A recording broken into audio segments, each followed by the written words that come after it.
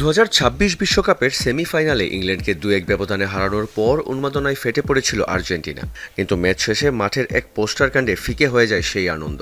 আলবিসেলেস্তাদের সেই মহানাটকীয় জয় ছাপিয়ে এখন আলোচনার কেন্দ্রবিন্দুতে এক ঐতিহাসিক ব্যানার। ম্যাচ শেষে খেলোয়াড়দের হাতে পৌঁছানো সেই বিখ্যাত মালভিনাস আর্জেন্টিনার লেখা এই ব্যানারটি আসলে কিভাবে মাঠে পৌঁছালো? বিশ্বকাপ শেষ হওয়ার 2 সপ্তাহ পর এক নারী সমর্থক প্রকাশ করেছেন এক অবিশ্বাস্য ভিডিও। গ্যালারি থেকে যখন পতাকাটি মাঠে ফেলা হয় তখন তিনি বুঝতেই পারেননি। পরে ভিডিও চেক করতে গিয়ে চোখ কপালে তার। লো সেলসো থেকে শুরু করে রোমেরো সবার হাতে হাতে সেই ব্যানারের মহড়া কিভাবে এলো তার এক্সক্লুসিভ প্রমাণ এখন ইন্টারনেটে ভাইরাল। একটু গভীরে গেলে জানা যায় এই পতাকা কোনো স্পন্সর বা কোম্পানির তৈরি নয়। এক সমর্থকের আত্মীয় হোটেলের সাধারণ একটি চাদরের উপর রং করে এটি বানিয়েছিলেন। কিন্তু এই আবেগী উদযাপনই ডেকে এনেছে বিপদ। ফুটবল আর রাজনৈতিক এই মিশ্রণ ভালো চোখে দেখেনি ফিফা। তাদের পরিষ্কার বার্তা, ফুটবলের রাজনৈতিক বার্তা নিষিদ্ধ।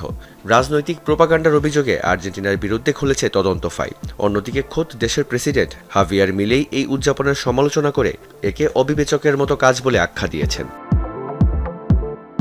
মাঠের লড়াইয়ে থ্রি লায়ন্সদের ধূলিসাৎ করার পর আলবিসেলেস্তাদের এই সেলিব্রেশন এখন টক অব দ্য ওয়ার্ল্ড। একদিকে ফিফার আইনি বাধা, অন্যদিকে ঘরের মাঠে খোদ প্রেসিডেন্টের তিরস্কার।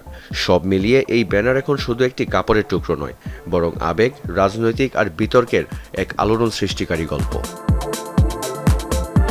রিয়ান রাফতি, যমুনা স্পোর্টস।